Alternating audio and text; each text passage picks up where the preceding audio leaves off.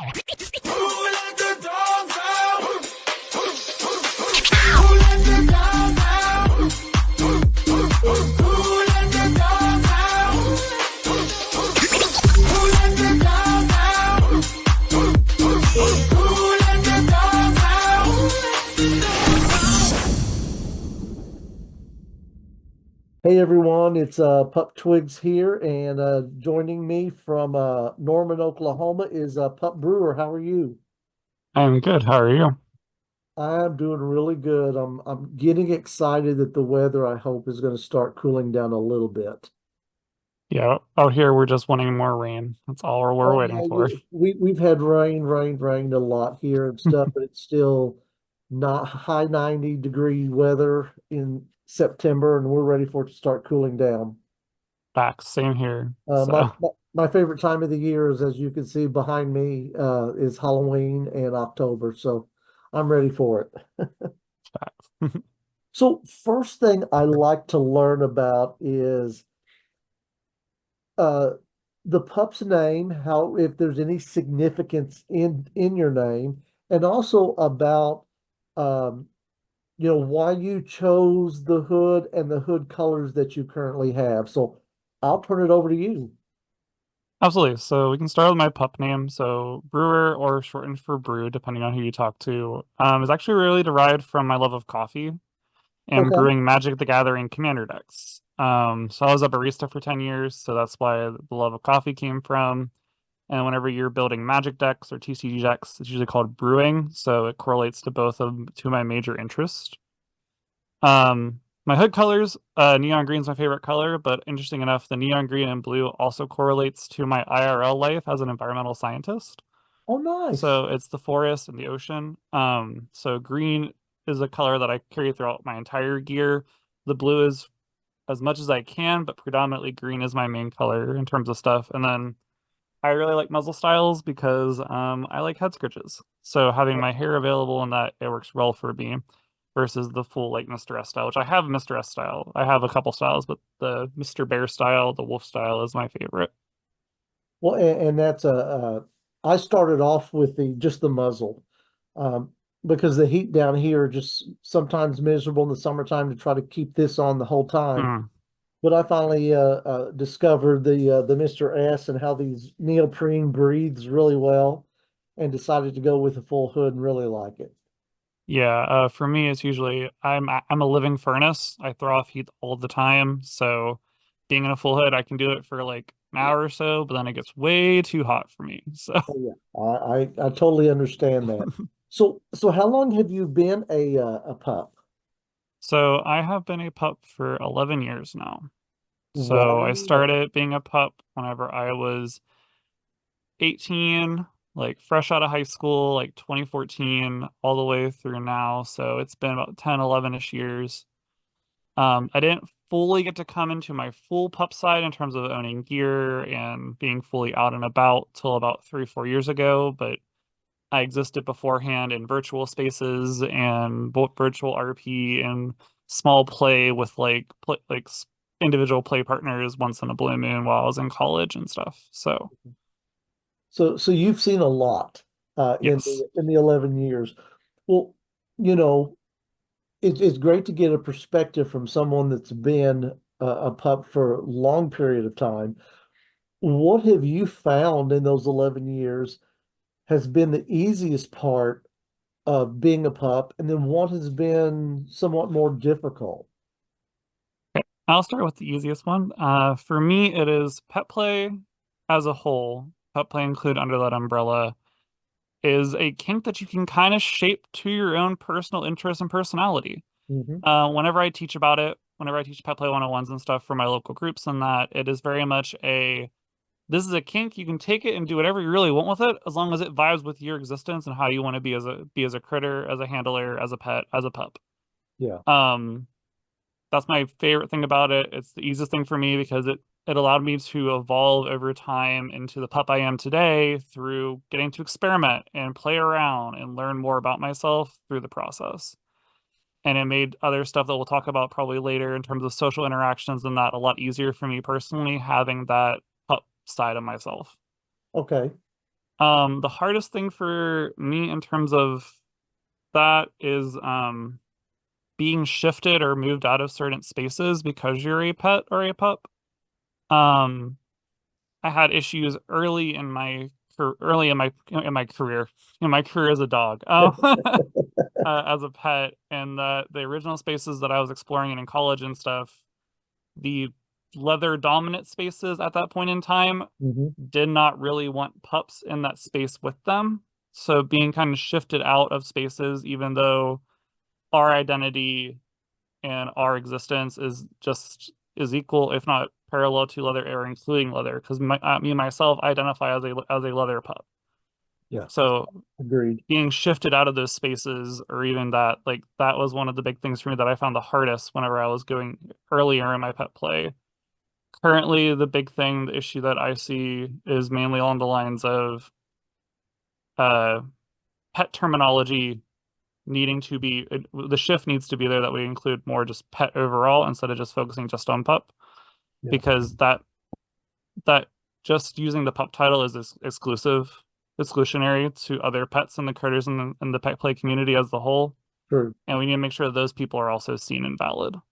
I agree with you. It's a critter now, pretty much, because that encompasses everybody. Yeah.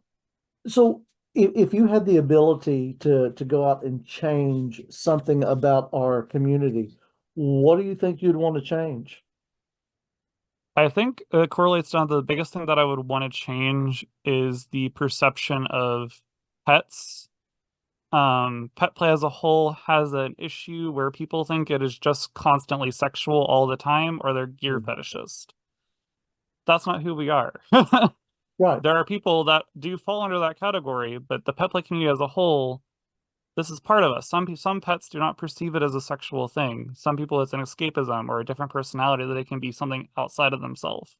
Yeah. Whether they're leveraging that as a social tool or dealing with some anxieties of being in public spaces, having that pet side allows them to do that, and it does not correlate to just being a sexual thing all the time.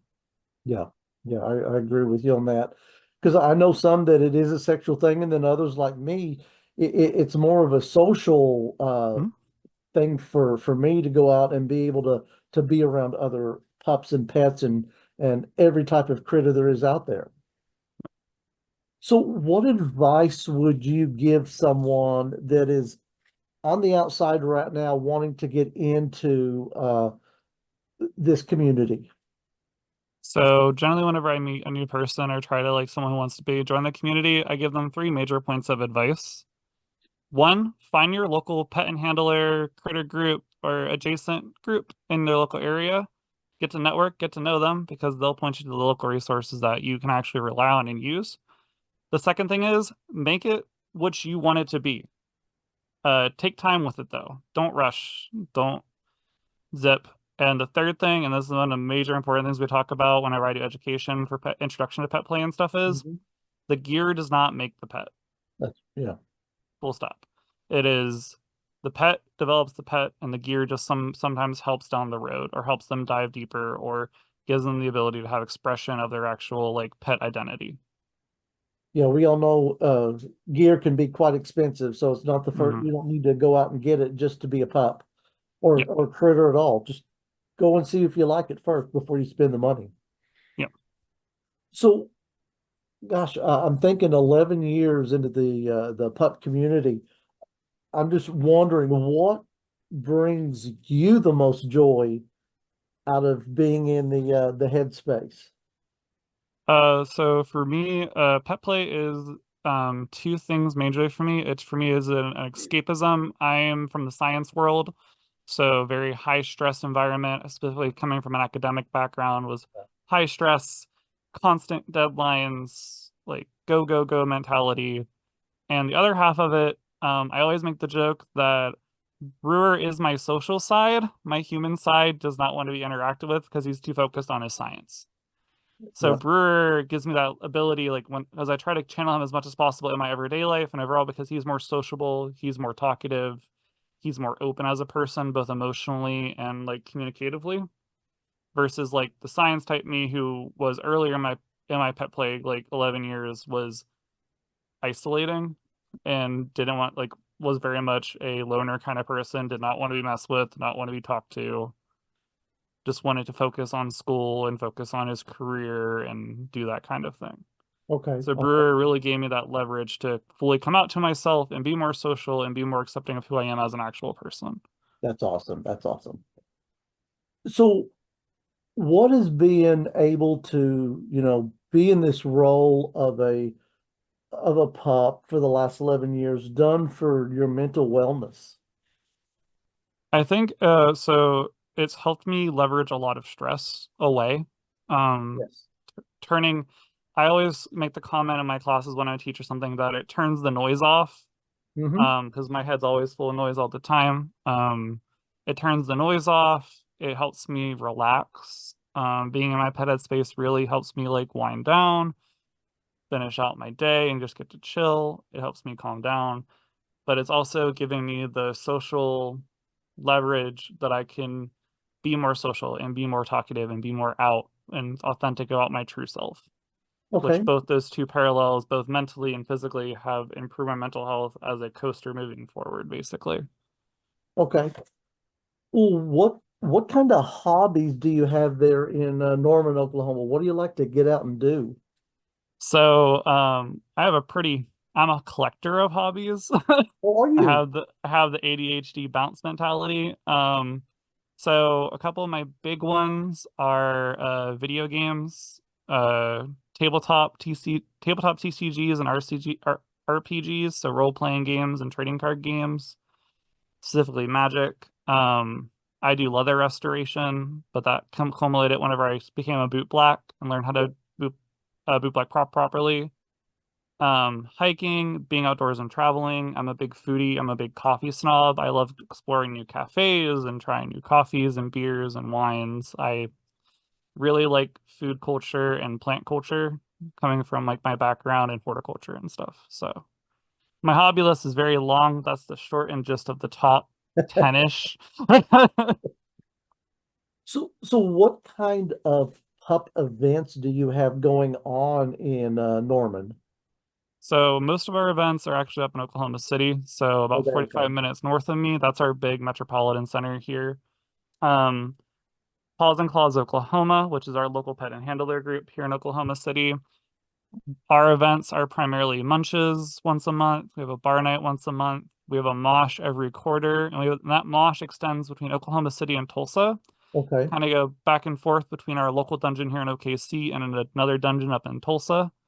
And then exterior to that, we do a lot of traveling to Kansas City and Dallas. So a lot of our events kind of have a pretty big wide scope here in the central US. Yeah, you are. And it's funny because I grew up in Hartshorn, Oklahoma, which is down by McAllister. Mhm. And so yeah, I'm familiar with Norman, Oklahoma City, Tulsa, Dallas, all those areas and stuff. That was my stomping ground for many, many years. So Yeah, I'm originally from the East Coast. So I'm from Pennsylvania originally before I moved to Oklahoma for grad school. okay, So I grew up around the Philly area. So nice. that let me have the access to that space up there. And that's why I've been doing a lot of work up that way with some of the pets that I know up that way to try to help them get better resources and stuff for their local communities. Oh, So very good.